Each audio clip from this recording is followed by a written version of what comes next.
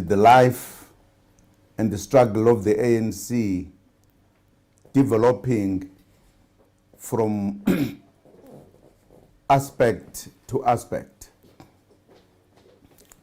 Mlangeni, we met in the year 1963 in Pretoria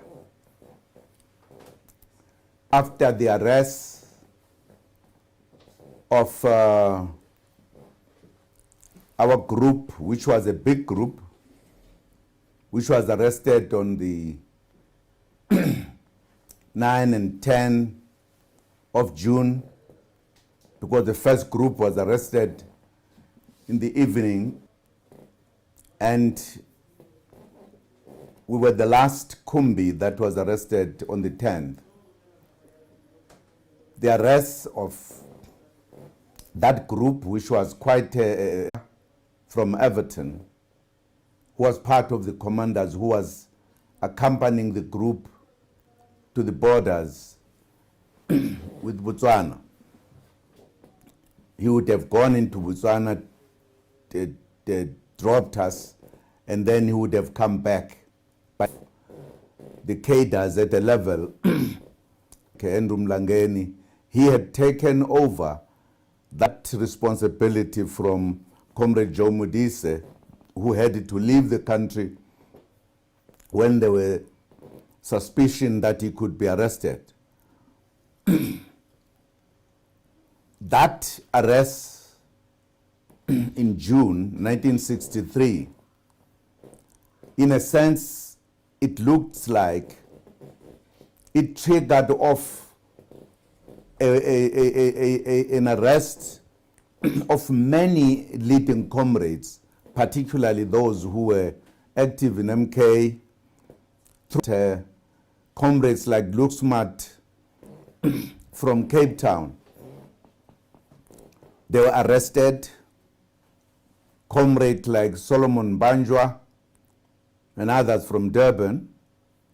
Comrades like Caleb Msabi from Free State, and many comrades, particularly in the Transvaal, which included, among others, comrades like Old Man Philip Matthews, Elias Simu, comrades like Andrew Mlangeni, Elias Mutsaledi, quite a number of people. It looked like there was a huge arrest throughout the country in June. We were all shoved in the corner of 90 days detention without trial. In fact, there was a belief that police stations in Pretoria were almost full. And there were interrogations undertaken. This arrest also coincided with the arrests at the different provinces. Leadership in the Western Cape, Free State, Natal, including Transvaal, were arrested. That arrest was the big blow against the ANC and its military wing, Umkhonto weSizwe. In other words, recruits and recruiters, quite a big number was arrested.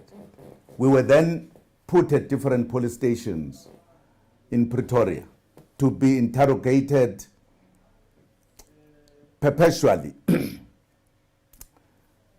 After many weeks of interrogation and arrests, many things happened. We were then the space, as we heard, those who had been interrogated that the special branch would need occasionally could now be put together, because at the beginning were all separated. Very few people were kept together. Prison, those that had been interrogated I had spent my time in a police station in Pretoria called Hercules Police Station, where I was with other two comrades that were separated in the process of interrogation. Then would be brought to the central police station where we would be interrogated all the time. But finally, they took a decision that those who had been in the police stations together in the big prison where they could sit together now, because those that were now no longer under interrogation. We were then brought one day in the big prison, New York prison. We were then put in the same cell with a group of 7. First we were put as singles, in single cells, but the number was too big, I think. We're in, because we're still in the middle of 90 days detention. We had been beaten up seriously, and I'm one of those who suffered because I did not understand Afrikaans, and that I had to pay a price for it. Same day as we were brought in, later on the day, I think they changed their minds. We were then grouped into cells that could take 6 or 7 people at a time. So we were then brought to this cell. That's when we met, whilst all of us were still serving 90 days detention.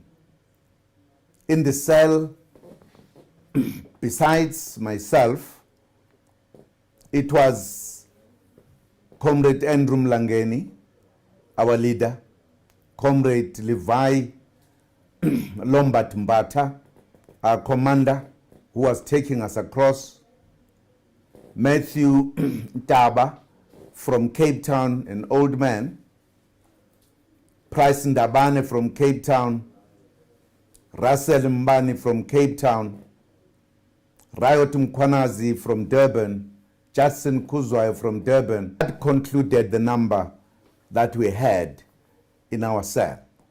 We were meeting here with 2 leaders who were with us, Comrade Andrew Mlangeni and Bai Lombard Mbata, our commander. With excitement that we were coming together, etc. And we did not know that in prison you are not allowed to make noise. So we're laughing and joking, and suddenly the door opened, and indeed, a warder carrying a stick, very agitated, asked a question in Afrikaans: who is making noise? Why are you making? At that time, I could not pronounce that word. I got to know it as I stayed in that cell. And he said, you are punished in prison. You are not allowed to make noise. You will sit tomorrow without food, 3 malteye. I did not understand this was said in Afrikaans, and Comrade Mlangeni and Mbata seemed to be the only 2 who knew Afrikaans. My surprise was that the 3 comrades coming from Cape Town, which I thought was an Afrikaans area, they did not know Afrikaans either.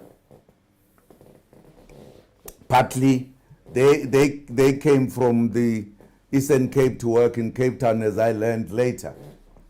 And therefore, this man was angry. He says, "You're magras iso. More. Huh? Ye shall place sonal cost. 3 malteye." Now, we did not understand what this man was saying, and I'm sure up to now I'm not saying it right. And there was an argument between the 2 leaders who knew Afrikaans. Mbata explained to us that we are being punished, that tomorrow there will be no food because we are making noise. in prison, you are not supposed to make noise. Mlangeni said, Mfowethu, sorry. He used to call Mbata Mfowethu. We are making a mistake. He is just telling us, he's being good to us, he's telling us that what we've eaten now is our last meal, supper. We'll only eat tomorrow. But I said, no, he's saying tomorrow, no food. We shall stay without, and they could not agree. Mlangeni said, Mfowethu, I studied Afrikaans, I know it. Mbata said, Comrade Mlangeni, this is prison Afrikaans. You won't understand it. And they couldn't agree. And then we all said, okay, let us hear tomorrow morning. Let us see what happens. Tomorrow morning, we went out to have our bath and clean our buckets because there were no toilets except the buckets that we had to clean ourselves every morning and afternoon, which means you would sit in the cell, do everything there, whilst other comrades are sitting. It was no alternative. Of course, we did not eat breakfast. So Mbata was proved right that this is prison Afrikaans. That was the beginning of a process. Now, it is absolutely important for us to understand that the arrest in 1963 was one of the big blow that the apartheid regime delivered to our struggle. As you would know, and I think it is important to underline this point even before I discuss how we shared and how we behaved in the cell with Comrade Isitwalandwe and Mlangeni. Clearly, the ANC, as it waged a struggle, Comrade Mlangeni belongs to those who came at the right time into the ANC, joining the ANC in the very beginning of the 1950s. It was when the ANC was changing from a stance of being an organization that is clear what it is looking for, the South African people at all costs, but wanting to do it in a manner that was reasonable, understandable, that everybody must feel part of a new country that is going to emerge. And I'm sure, comrades, you will recall that at the close of the 40s, the ANC Youth League, which had just emerged, had very clearly indicated that they cannot continue like the old leadership was. They wanted action. In their conference of 1949, took a decision to recommend a program of action to the mother body. And indeed, the mother body adopted that proposal from the ANC Youth League, which talked about the need to undertake a number of actions to move away from just statements. And one of the recommendations was the matter of undermining the racist laws, which was called the Defiance Campaign. In other words, that the oppressed must defy, must conduct a campaign where they defy the laws which were apartheid laws. They must not be respected as the laws of our country because they were meant to oppress the African people or the black people in general, and African people in particular. It was this time that you saw people like Comrade Mlangeni coming into the fore. Comrade Mlangeni, who had been working and in the trade unions and had participated in the strikes in the company that he was working in, Padco company, and therefore he was already an activist, and therefore coming in as a young kind of league, part of that organization, where they coined an expression that said freedom in our lifetime. And we joked with Comrade Mlangeni at times that, Comrade Mlangeni, we introduced this during our time from the Youth League. Will freedom come during our time? And he said yes, and he was right. Freedom came during his time. But it is important that therefore, as Mlangeni came in, he became part of the volunteers and the volunteer corps. And therefore the changing of the ANC, Mlangeni was part of it, and many other comrades. Comrades Thomas Nkovi, comrades like former Secretary General Afrenzo, and many.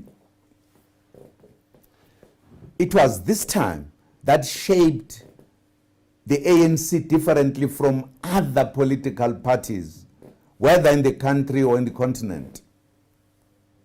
Because it was this time that the ANC said, we need our freedom. And there was indeed a call which said, if you are talking about freedom, what type of freedom are you talking about? How do you define this freedom? Particularly after the Defiance campaign, because the Defiance campaign, among other things, as it was argued very vehemently by our leader, Utatu Madiba, arguing at some point with those who were forming what used to be called, who had formed what used to be called the Unity Movement, who were talking about the galvanization of the masses before you do anything. He was arguing that the masses must be galvanized by action. Can't just galvanize them by theoretical discussions only. The masses don't just discuss theory, but they must participate. And therefore the Defiance campaign had been a planned thing to try to take the ANC from one level to the other. And the ANC had reached a level where they felt it needed to define what type of freedom do we want. And whilst the ANC had all the material to do so, but the ANC took a decision that this is a struggle of the people, and therefore we need the people to participate as to what type of freedom do they want. Thus, therefore, the volunteers of the ANC, which included Comrade Mlangeni, had to undertake for the first time a door-to-door campaign, going from house to house, from factory to factory, asking people, what type of freedom do you want? And the volunteers collected all what was said by the people at all levels, the workers, the peasants, the intellectuals, the women, the youth, etc.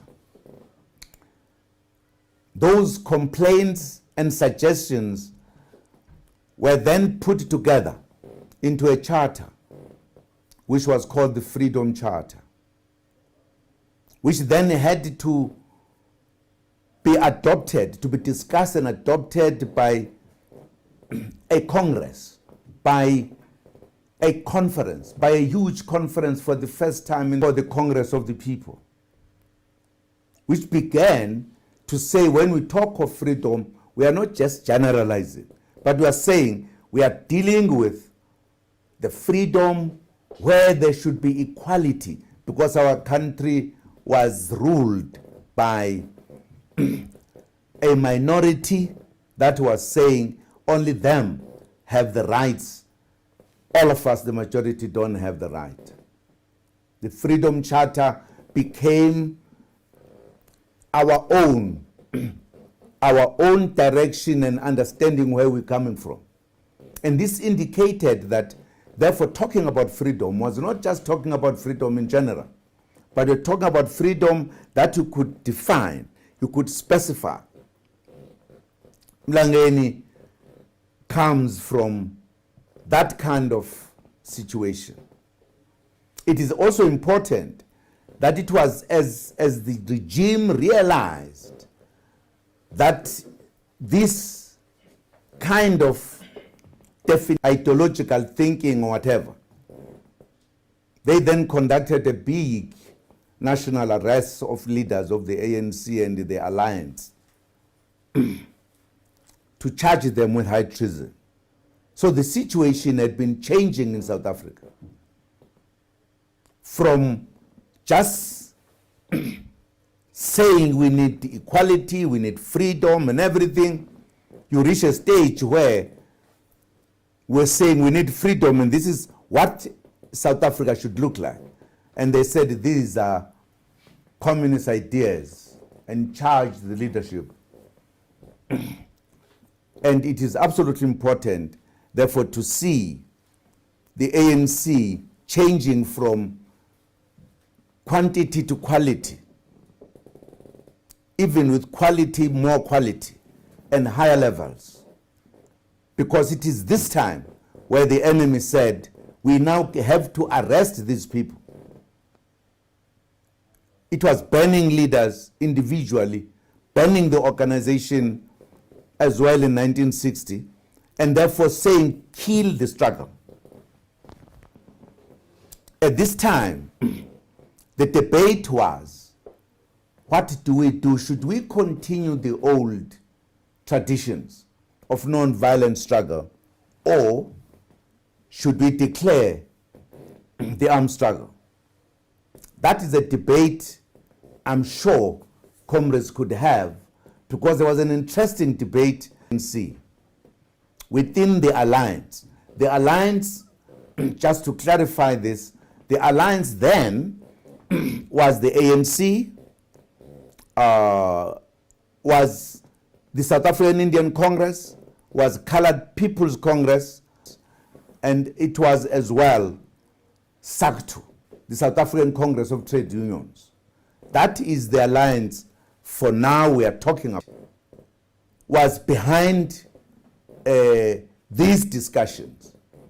And finally, a decision after long debates that yes, the time for, and that led to the birth of a military wing of the African National Congress, Umkhonto weSizwe. And therefore, which meant the policy of the ANC changed. There was no longer a soft way of fighting for our freedom. But it was now, we have declared war, Umkhonto weSizwe.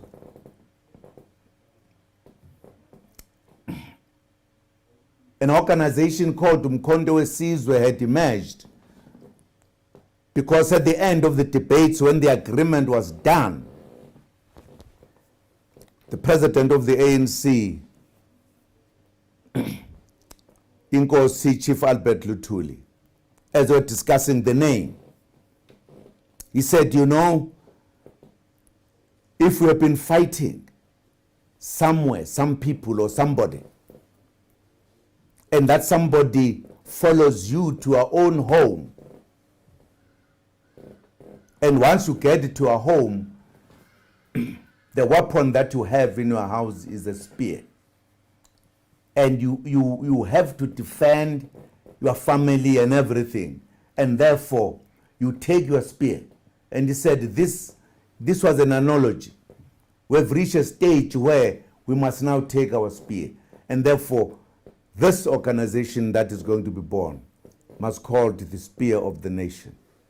Umkhonto wesizwe. Things had changed. I'm trying to indicate that when the arrest came in 1963, the times had changed in South Africa. Umkhonto had emerged in 1961, emerging with sabotage, wherein comrades like Mlangeni participated. But what is important to bear in mind is that Comrade Mlangeni, given the fact that they were your second layer leadership in Johannesburg and nationally, they were at the cutting edge of these changes. Mlangeni became one of the few, probably 5 or so, who were identified, including Comrade Joe Kabi among them, Raymond Mhlaba,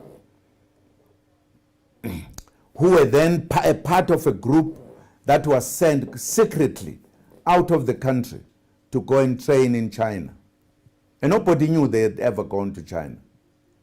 Because the leadership, the high command, in order to start the armed struggle, you needed comrades who would have been militarily prepared to help participate in establishing MK and commanding the operations of MK in the country. And Mlangeni was one of them.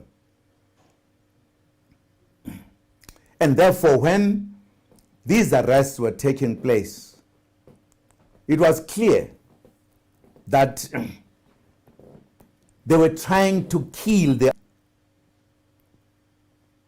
And once they arrested this group, which comprised of cadres from all 4 provinces, and that's why the leaders were arrested. And that's why we must deal with the MK structures. You will also recall that a year before 1963, 1962, our leader, Madiba, had been arrested after reporting of his trip that he had taken outside of the country. And he had been tried, convicted for 5 years. He was the first prisoner to be sent to Robben Island. So during this time, in 1963, when we were arrested, this big arrest I talked about, arrested very top leaders, were all brought to Pretoria.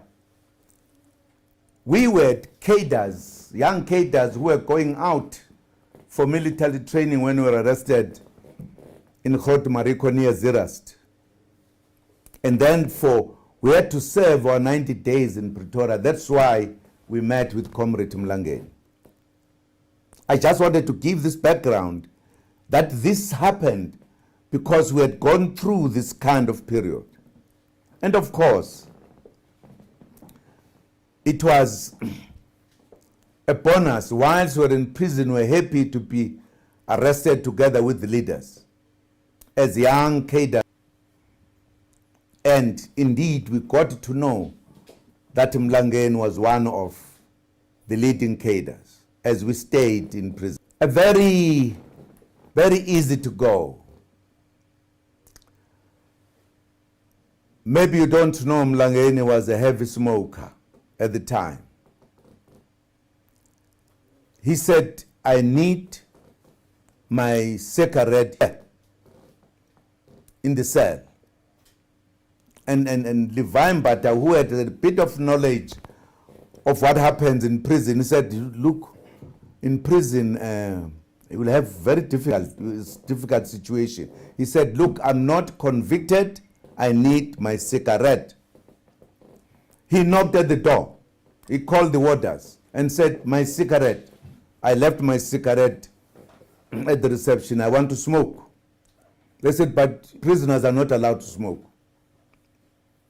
He fought to a point that he had to be taken out of the cell to be punished. And I realized this comrade is very brave. He was punished for it. And he was brought back for us to stay with him. A wonderful comrade. We spent a lot of time together as we were looking forward towards finishing our 90 days detention. He was an easy-go area, a comrade. And I loved politics, to discuss politics even at that time. I thought I'm going to worry him. Also getting to know that he came from the unions, because I also came from the unions. So I said, we have time, let us discuss politics. So we had to discuss from issue to issue. And he was very helpful. And I used to worry him because I suspected he must be a communist. Just my suspicion. So I said, comrade Mlangeni of a nation. What is a nation? Athi, hey mfana kithi, hey, into abakhulu leyo Stalin. Read Stalin. Read Stalin's book. Angafuni ukuyidiscussa. Ngihlale ngimhlupha ngayo njalo nje. And we developed a friendship and with time I used to refer to him, and for some reason until now, before his departure, whenever we met, I called him Reverend Mlangeni.